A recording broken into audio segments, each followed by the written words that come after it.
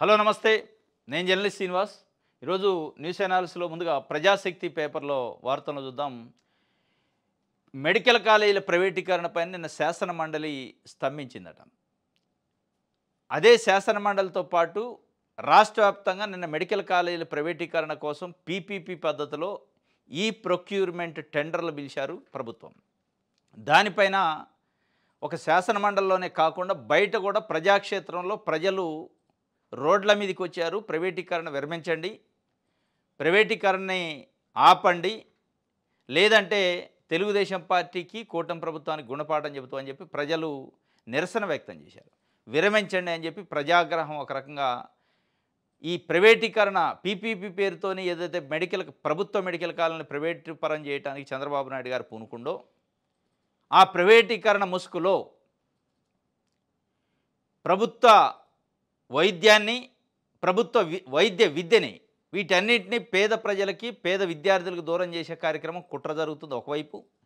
ఇంకొక వైపు వాళ్ళ అనుచరులకి, వాళ్ళు కావాలనుకున్న వాళ్ళకి అప్పనంగా దోచిపెట్టే కార్యక్రమం మెడికల్ కాలేజీల ప్రైవేటీకరణ పేరుతో చేస్తున్నారు.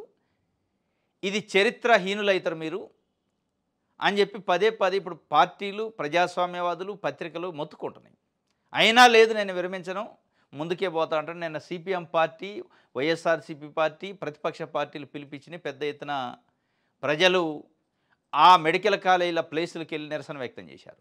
దాంట్లో భాగంగానే పీపీపీ విధానాన్ని విరమించుకోండి, సిపిఎం రాష్ట్ర కార్యదర్శి వి శ్రీనివాసరావు మకరపాలెంలో వైద్య కళాశాల నిర్మాణ పరిశీలన, ఇగో ఇక్కడ కాలేజీ కనపడుతుంది. పదే పదే తెలుగుదేశం పార్టీ ఏమంటుందంటే, మేము ఈరోజు ప్రైవేటీకరణ చేయడానికి కారణం జగన్మోహన్ రెడ్డే. ఎందుకు అంటే 5 సంవత్సరాలు పునాది వేయలేదు అంటున్నారు. పునాది వేయంది ఆదోన్లో మెడికల్ కాలేజీ, మార్కాపురంలో మెడికల్ కాలేజీ, మదనపల్లిలో మెడికల్ కాలేజీ, పులివెందుల్లో మెడికల్ కాలేజీ, బిల్డింగులు కనపడుతున్నాయి. పునాది వేయలేదు అంటారు. అంటే మీరు చేస్తే ప్రైవేటీకరణ చేయడం కోసం జగన్మోహన్ రెడ్డి నెత్తికి తుపాకీ పెట్టి, వైఎస్ఆర్సీపీ నెత్తికి తుపాకీ పెట్టి ప్రజల్ని పొట్టగొట్టే కార్యక్రమం చేయమాకండి. ప్రజల నోటికాడి ప్రభుత్వ వైద్య కళాశాలని ప్రైవేటీకరణ చేయమాకండి. మీకు 100 ఉండొచ్చు రాజకీయాలు. మీరేదో జగన్మోహన్ రెడ్డిని బూచిగా చూపించి ఆయన పునాది వేయలేదు కాబట్టి నేను ప్రైవేటీకరణ చేస్తాను అంటే ఇది చరిత్ర క్షమించదు. ఆయన పునాది వేయని చాలా అంశాల్లో మీరు పునాదులు వేస్తున్నారు. ఈరోజు దీనికి కూడా వేయండి, తప్పులేదు అనేది ప్రజలు కోరుకుంటున్నారు. పేద విద్యార్థులు భవిష్యత్తులో వైద్య విద్య, ఎంబీబీఎస్ చదువుకునే అవకాశం లేకుండా చేస్తున్నారు. ఎస్సీలు, ఎస్టీలు, బీసీలు, బడుగు బలహీన వర్గాలు, అగ్రవర్ణాల్లో ఉన్న పేదలు, డబ్బు లేనోళ్ళు, డబ్బు ఉన్నోళ్ళు, రెండే వర్గాలు. ఈ 2 వర్గాల్లో డబ్బు లేని వర్గం వైద్య విద్యకు దూరం అయ్యే కార్యక్రమం కుట్ర జరుగుతుంది.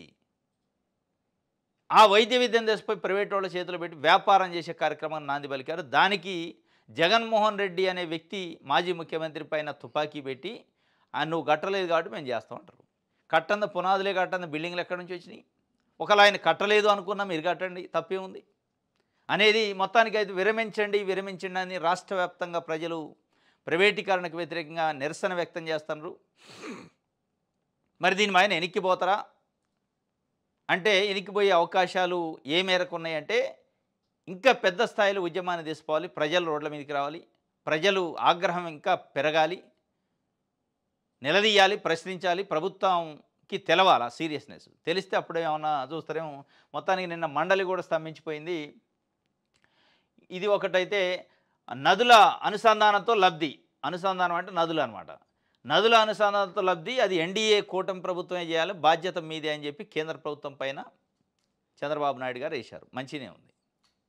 మీరు నదుల అనుసంధానం కేంద్రములో ఉన్న ప్రభుత్వాందే బాధ్యత అంటున్నారు.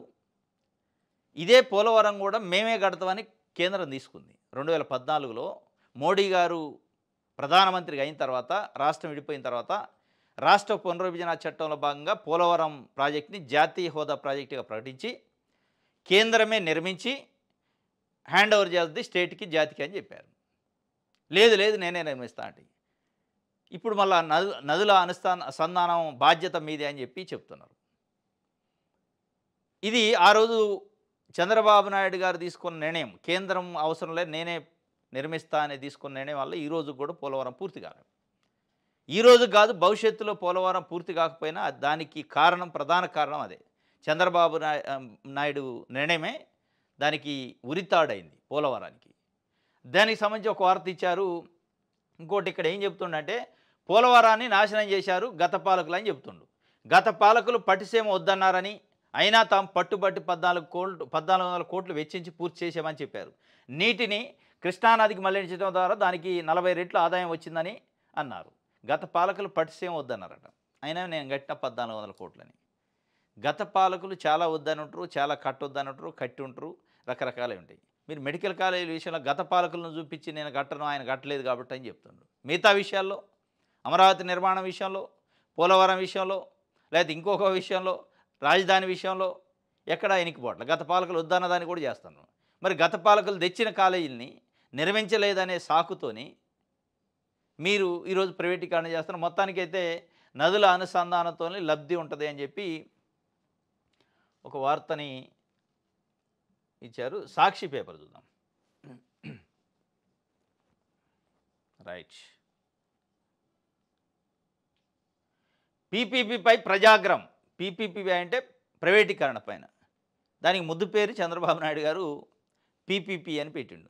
మరి పీపీపీ అని పెట్టిండు కాబట్టి ప్రైవేటీకరణ కాదని పవన్ కళ్యాణ్ గారు అనుకుంటుండా, లేదా అర్థమవుతుందా లేదా తెలియదు. కానీ ఈ పీపీపీ పైన చంద్రబాబు నాయుడు గారు తీసుకొచ్చే పీపీపీ ఆయనకు సంబంధించిన వ్యక్తులకి ప్రభుత్వ ఆదరణలను మెడికల్ కాలేజీని కట్టబెట్టే కార్యక్రమం. దీంట్లో ప్యూర్గా వేరే ఏం లేదు.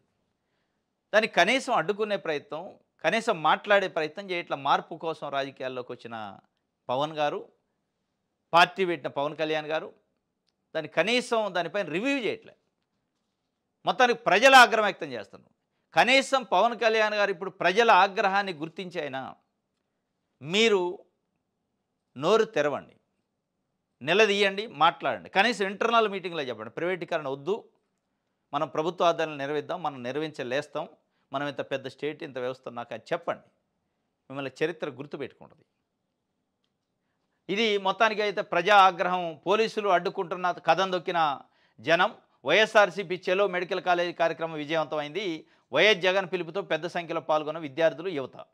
నిరసన తెలిపే హక్కును కాలు రాస్తారని వైఎస్ జగన్ అంటుండు. అడ్డుకునేందుకు అధికార దుర్వినియోగానికి పాల్పడిన కూటమి సర్కారు. వైఎస్ జగన్ పిలుపుతోని పెద్ద సంఖ్యలో పాల్గొన్న విద్యార్థులు, యువత అని సాక్షి పేపర్ రాసింది. దానికి సంబంధించిన ఫోటోలు, వీడియోలు నిన్నటి నుంచి వైరల్ అవుతున్నాయి. పెద్ద ఎత్తున మార్కాపురం కానీ, ఆదోని కానీ, మదనపల్లి కానీ, పులివెందలు కానీ, ఇంకా మిగతా మెడికల్ కాలేజీల ప్లేస్లు ఎక్కడైతే ఉన్నాయో అక్కడికి వెళ్ళి నిరసన వ్యక్తం చేశారు.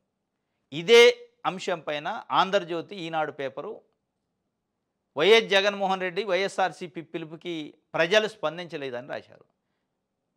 నీరు గారిపోయిందని రాశారు. అంటే ఎవరిపైన దాడి చేస్తుంది ఆంధ్రజ్యోతి, ఈనాడు?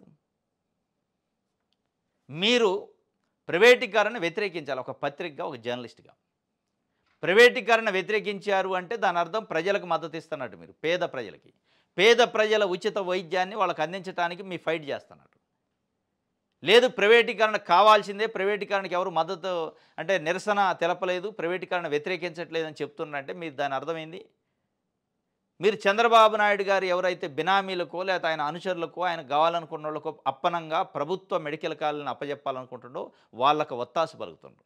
మీరు ఈరోజు పెత్తందారుల కోసం వార్తలు రాస్తారా, ప్రజల కోసం వార్తలు రాస్తున్నారు?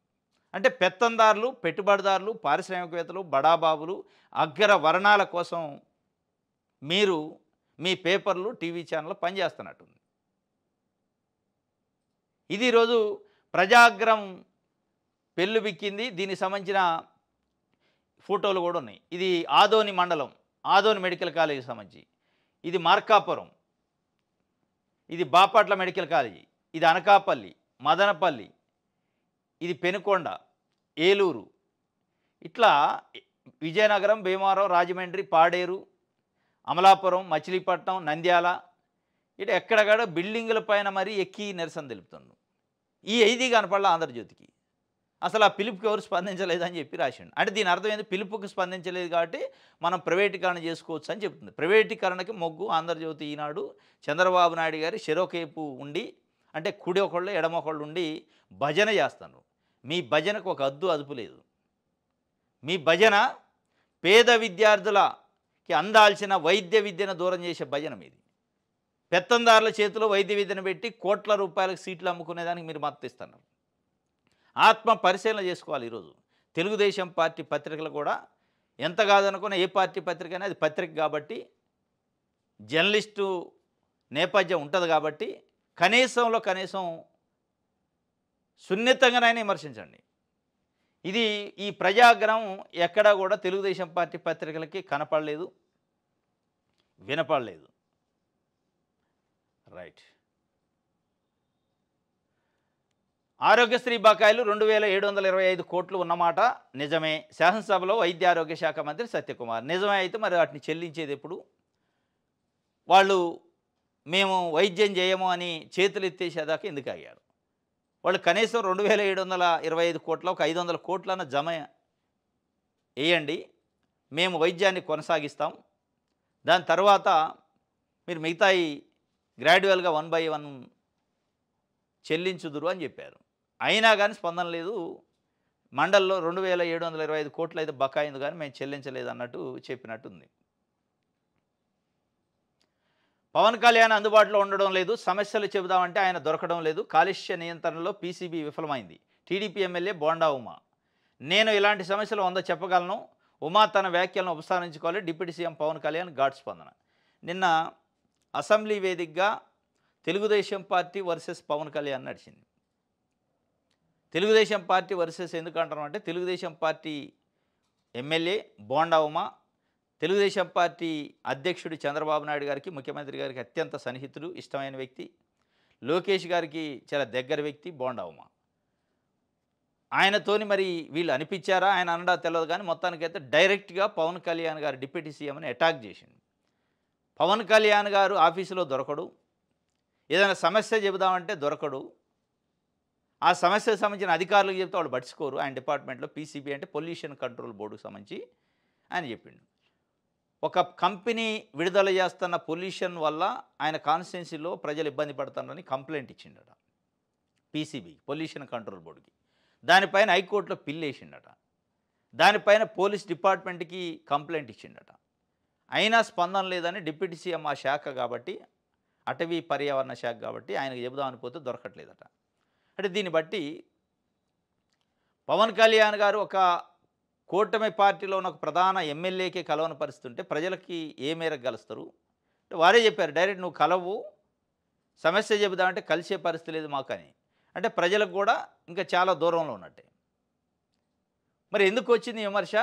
డైరెక్ట్గా పవన్ కళ్యాణ్ని విమర్శించే పరిస్థితి, ఆయన శాఖలో ఎంటర్ అయ్యి మాట్లాడే పరిస్థితి అసెంబ్లీలో, అసెంబ్లీ వేదికగా నిజంగా చంద్రబాబు నాయుడు గారితో, లోకేష్ గారితో పర్మిషన్ లేకుండా బోండా ఉమా అంత డెసిషన్, అంత పెద్ద మాటలు మాట్లాడే పరిస్థితి ఉందా ఈరోజు అంటే అవకాశమే లేదు. ఆయన పర్మిషనో వాళ్ళ పర్మిషనో వాళ్ళకి అనుమతి తీసుకోనో లేదంటే వాళ్ళకి ముందే చెప్పో చేసి ఉండాలి. ఇక దీనిపైన నిన్నటి నుంచి సీఎంఓ ఆరాధీసింది, పవన్ కళ్యాణ్ ఆఫీసా ఏముంది ఆరాధీయ? ఒక ఎమ్మెల్యే ఒక డిప్యూటీ సీఎం అని ప్రశ్నిస్తే అంత పెద్ద ఆరాధీయాల్సిన అవసరం ఏముంటుంది? కానీ పొలిటికల్ నేపథ్యం, రెండు పార్టీలు ఒకటి, కానీ ఒకళ్ళపైన ఒకళ్ళు కత్తులు దూసుకున్నారు. నిన్న పవన్ కళ్యాణ్ కూడా అదే స్థాయిలో నేను కూడా ఇలాంటివి చాలా చెప్పగలను. చంద్రబాబు నాయుడు గారు ముఖ్యమంత్రి కూడా నేను డిప్యూటీ సీఎంగా ఉంటే నేను సమస్య అని చెబుదామంటే కలవట్లేదని చెప్పొచ్చు ఆయన, లేదా డీజీపీఓ సిఎస్ఓ కలవట్లేదని చెప్పొచ్చు, ప్రభుత్వం నేను చెప్పిన పద్ధతిలో నడవట్లేదని చెప్పొచ్చు, 100 విమర్శలు చేయొచ్చు. అది తిరుపతిలో తొక్కేసలాట కానించి మొదలు పెడితే, అప్పన్న స్వామి దగ్గర తొక్కేసలాట కానించి మొదలు పెడితే, ఇప్పుడు నిన్న మొన్న జరుగుతున్న మెడికల్ కాలేజీల ప్రైవేటీకరణ కానించి మొదలు పెడితే నేను చెప్పినా ఇంటర్లేదని నేను కూడా చెప్పొచ్చు అని చెప్పినట్టు దాని అర్థం అని మనం అర్థం చేసుకోవాలి, అంతే కదా. నిజంగానే మార్పు కోసం వచ్చి ఆ మార్పు చూపించాలనుకుంటే పవన్ కళ్యాణ్ ఇవన్నీ ఈ సమస్యలన్నింటినీ లేవనెత్తచ్చు, తెలుగుదేశం పార్టీ ఇరుకున పెట్టచ్చు.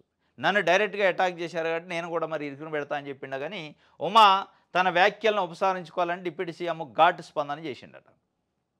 ఇప్పుడు వీళ్ళు వ్యాఖ్యలు విరమించుకోవడం, ఒకళ్ళ మీద ఒకళ్ళు కత్తులు దూసుకున్నట్టుంది. కానీ అసలు అక్కడ మరి ఆ విజయవాడలో ఉన్న పొల్యూషన్ వల్ల ఇబ్బంది పడుతున్న ప్రజలేంది, వాళ్ళ కోణం ఏంది, వాళ్ళ సమస్య ఏంటి, అది పట్టించుకోవట్లేదు. ఇది రాజకీయం పులిమేరు అయిపోయింది. రైట్.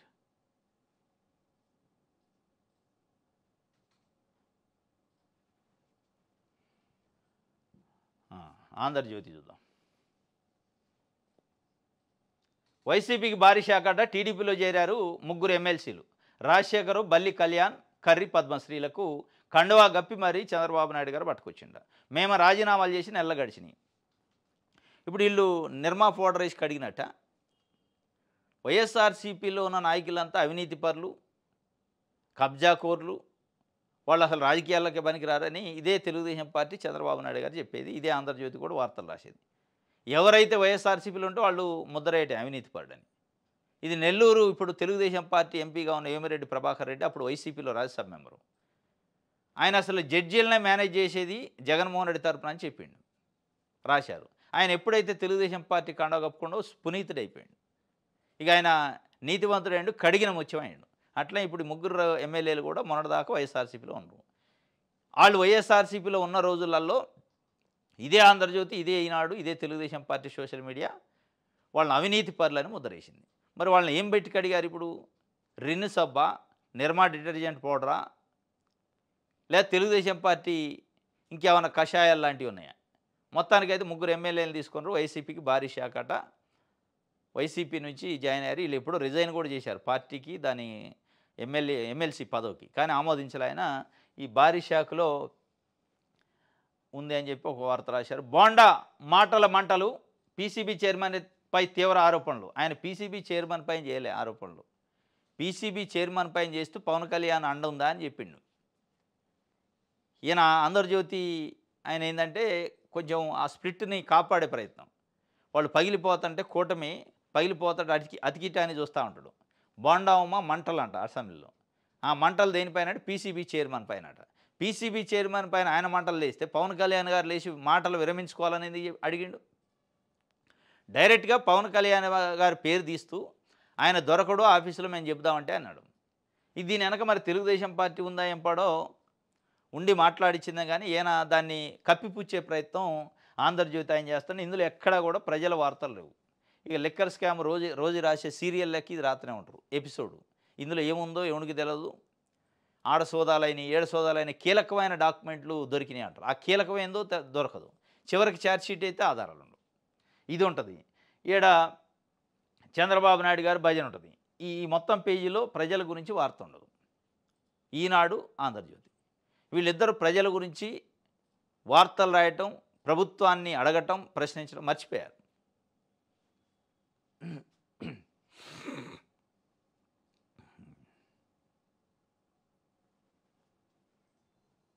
దిశ చూద్దాం.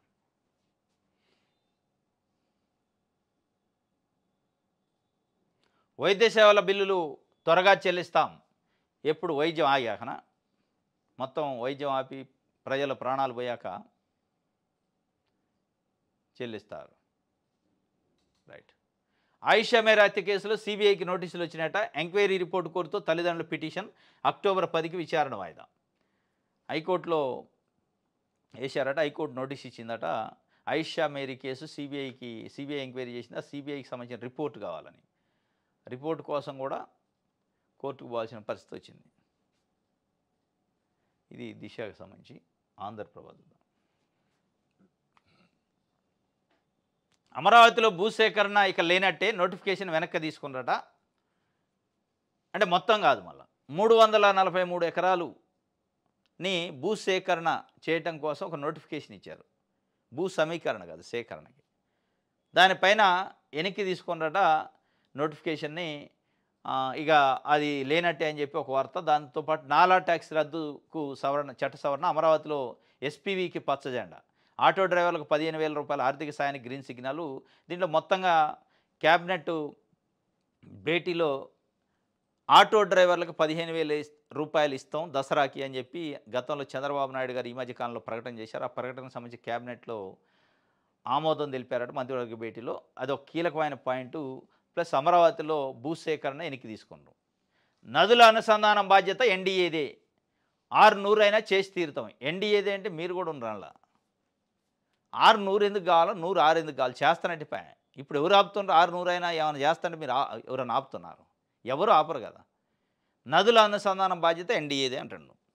ఎప్పటి వరకు పవర్లో ఉన్నంత వరకు ఎన్డీఏదే. దిగిపోయాక మళ్ళా ఇది ఇప్పుడు కాదు, 2014 నుంచి చంద్రబాబు నాయుడు గారు నదుల అనుసంధానం చేయాలి అంటుండే. అప్పటి నుంచి ఇప్పటి వరకు ఎన్డీఏ కూటమిలో అధికారంలో ఉన్నప్పుడు భాగస్వామ్య పక్షమే. 2 సార్లు 14లో అధికారంలో ఉన్నా బీజేపీతోనే ఉండు, ఇప్పుడు అధికారంలో ఉన్నా బీజేపీతోనే ఉండు. అంతకుముందు ఉమ్మడి ఏపీలో బీజేపీతోనే ఉన్నారు, తెలుగుదేశం పార్టీ. మరి మీరు అనుసంధానం చేస్తుంటే కేంద్ర ప్రభుత్వం మీరు కలిసి ఎవరైనా ఆపారా? మీరు కనీసం అసలు మనకు కట్టాల్సిన పోలవరాన్నే ఇప్పుడు 10 సంవత్సరాలు దాటిపోయి 11 సంవత్సరాలు అయింది రాష్ట్రం విడిపోయి. దాన్నే ఒక్క అడుగు ముందుకి 4 అడుగులు వెనక్కి వేపిస్తుండ్రి. ఇక నువ్వు నదుల అనుసంధానం దేశం మొత్తం గురించి మాట్లాడుతుండ్రి, ఎన్డీఏ కూటమి చేయాలని. ఆ ఎన్డీఏ కూటమిలో భాగస్వామ్య పక్షం 600 అయినా చేసి తీరుతారట. వృధా జలాల సద్వినియోగం ఉభయతారకం, అప్పుడే అందరికీ మేలు, పొరుగు రాష్ట్రాలు అర్థం చేసుకోవాలి. విద్వేషం వద్దు, సాగునీటి ప్రాజెక్టులకు 5 ఏళ్లలో 60,000 కోట్లు, వైసీపీ హయాంలో సాగునీటి వ్యవస్థ చిన్న భిన్నమైంది. పీపీపీ అంటే ప్రైవేటీకరణ కాదు. మరి ఏంటిది అది? ఏంటిది ప్రైవేటీకరణ కాకపోతే? పీపీపీ అంటే ఏంది? అంటే గవర్నమెంటు డైరెక్ట్ ప్రభుత్వం అనొచ్చు, మళ్ళీ పీపీపీ అంటే ప్రైవేటీకరణ కాదంటే అంటామెందుకు? ప్రభుత్వం మెడికల్ కాలేజ్ అని ఉంది, దాన్ని ఇప్పుడు రేపు ఏం పెడతారు? పీపీపీ అంటే ప్రైవేటీకరణ కానప్పుడు ప్రైవేట్ వాళ్ళకని మీరు ఆ బిల్డింగులు నిర్మాణం చేసే బాధ్యత, నిర్వహణ చేసే బాధ్యత కాలేజీలను ఇస్తున్నాం, ప్రొక్యూర్మెంట్ చేస్తున్నాం, టెండర్లు వేయండి అంటారు. మరి దీంట్లో ప్రైవేటీకరణ చేయనప్పుడు ప్రైవేట్ వాళ్ళు వచ్చి టెండర్లు ఎందుకు వేయాలి? ఆ టెండర్లో నిర్వహణ నిర్మాణ బాధ్యత వాళ్ళు ఎందుకు తీసుకోవాలి? వాళ్ళ పైసలు ఎందుకు ఖర్చు పెడతారు? అట్లాంటిది స్కీమ్ ఎక్కడిది?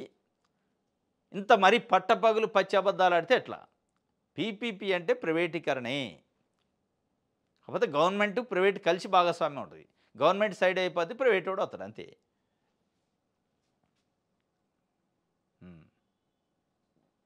ఫ్లెక్సీలు మానేద్దాం పవన్ కళ్యాణ్ గారు చెప్తుండ్రు. మానేయాలి, మంచిది. మీరు మానేస్తారు, రాజకీయ నాయకులు మానేస్తారు ఫ్లెక్సీలు. ముందు మీ సినిమా వాళ్ళు రాజకీయ నాయకులు ఫ్లెక్సీలు పెట్టడం మానేస్తే అంత మానేస్తారు, మీరు మానేయరు. మీకు పబ్లిసిటీ పిచ్చిలు ఎక్కువ. మీరు ఏదో మరి అసెంబ్లీలో ప్రకటించారు కానీ ఫ్లెక్సీలు మానేద్దాం అంటున్నారు. ఫ్లెక్సీలు మానేద్దాం అనే విషయం పైన ఎంతైతే సామాజిక బాధ్యతతో మాట్లాడారు, ఎస్ కరెక్ట్, మానేయాలి కూడా. ఇది కాలుష్యానికి సంబంధించిన విషయం. ఎంతైతే సోషల్ రెస్పాన్సిబిలిటీ తీసుకొని మీరు ఫ్లెక్సీలు మానేద్దామని ఒక డెసిషన్ తీసుకున్నారో మీ మాటకి విలువ ఉంటుంది వాస్తవంగా. ఒక సినీ నటుడుగా, డిప్యూటీ సీఎంగా మీరు ఇచ్చే పిలుపుకి రేపు రెస్పాన్స్ వస్తుంది గ్యారంటీ ఫ్లెక్సీలు మానేసే విషయంలో. అదే స్థాయిలో మీరు మెడికల్ కాలేజీలను ప్రైవేటీకరణ కూడా మానేద్దాం మనకు పీపీపీలు వద్దని చంద్రబాబు నాయుడు గారు చెప్పండి. పేద ప్రజల నోటికాడి ముద్దని తీసుకునే కార్యక్రమం మనం చేయొద్దు, మన ఎన్నుకుంది దీనికోసం కాదు అని చెప్పి చంద్రబాబు నాయుడు గారిని ఒప్పించే ప్రయత్నం, మెప్పించే ప్రయత్నం చేయండి. చేస్తే మీరు 10 కాలాల పాటు ప్రజల గుండెల్లో చిరస్థాయిగా నిలిచిపోతారు. అది చేయాలి. ఫ్లెక్సీలు మానేద్దామని ఎంతైతే మీరు అన్నారో రైట్, లెక్క తేలుతుందట లిక్కర్ ముడుపుల భాగవతంపై ఈడీ స్కానింగ్. ఈ లెక్క ఎప్పుడు తేలుద్దు? రోజు లెక్క తేలుతూనే ఉంది. మరి లెక్క 3,500 కోట్లు లెక్క తేలటానికి ఇన్ని నెలలా, ఇన్ని సోదాలా?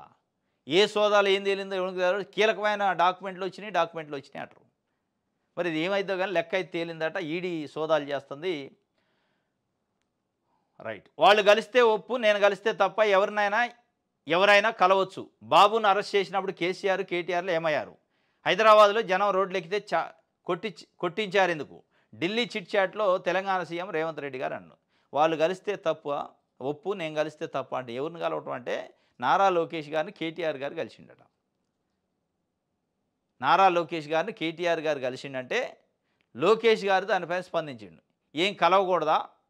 నన్ను వచ్చి కేటీఆర్ కలవటానికి లేదంటే కేటీఆర్ నేను కలవడానికి రేవంత్ రెడ్డి పర్మిషన్ ఏమైనా తీసుకోవాలని ఆయన కొంచెం వ్యంగ్యంగా మాట్లాడిండు.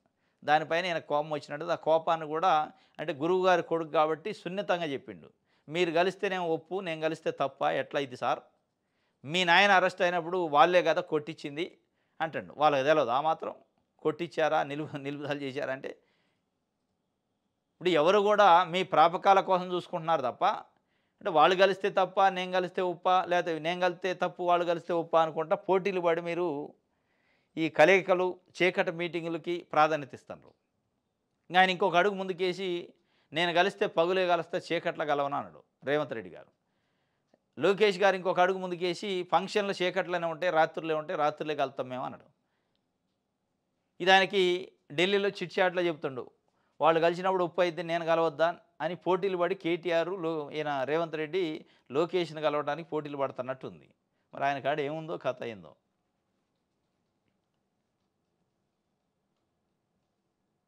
రైట్, ఈనాడు చూద్దాం. ఈనాడులో కూడా ప్రజల వార్తలు ఏమున్నాయో చూద్దాం.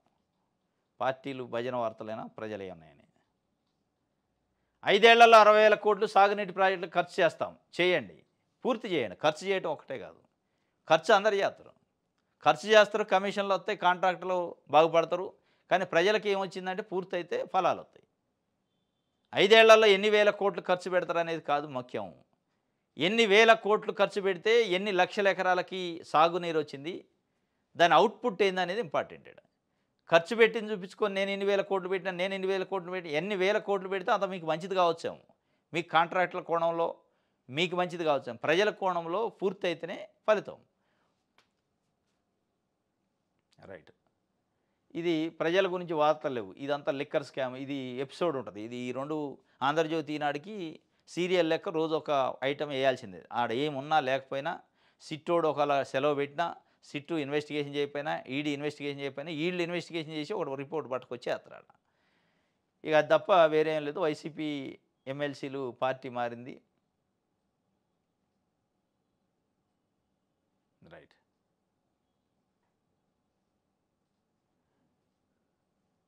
ఇది ఈనాడుకు సంబంధించి విషయాలు అందరూ చూద్దాం. ఈడీ దూకుడు, మద్యం కుంభకోణంపై విస్తృత తనిఖీలు. 2వ రోజు దేశవ్యాప్తంగా 20 ప్రాంతాల్లో సోదాలు. 175 కోట్ల బంగారు నాణ్యాల కొనుగోలుపైన ఆరా. కీలక దస్త్రాలు లెక్కల్లో చొప్పున 38 లక్షల నగదు స్వాధీనం. 38 లక్షలు దొరికిందట. కీలక పత్రాలు, కీలక దస్త్రాలు అంటున్నారు. రైట్, వైద్య కళాశాలల ప్రైవేటీకరణపై దద్దరిల్లిన మండలి. పీపీపీ విధానంపై వైసీపీ నిరసన, అధికార ప్రతిపక్ష సభ్యుల నినాదాలతో గందరగోళం, కొనసాగిన వాయిదాల పర్వం. ప్రైవేటీకరణ పైన దద్దరిల్లిందట మండలి. ఈ అన్ని పేపర్లు ఇచ్చారని కేవలం ఆంధ్రజ్యోతి ఈనాళ్ళు ఇయ్యలే. అంటే వాళ్ళు ప్రైవేటీకరణకు పూర్తిగా మద్దతు ఇచ్చి పెత్తందారుల కోసం పనిచేస్తున్నారు ఆ 2 పత్రికలు. ఇది ఈరోజు న్యూస్ అనాలిసిస్. రేపు తాజా వార్తలతో తిరిగి కలుసుకుందాం. Thank you.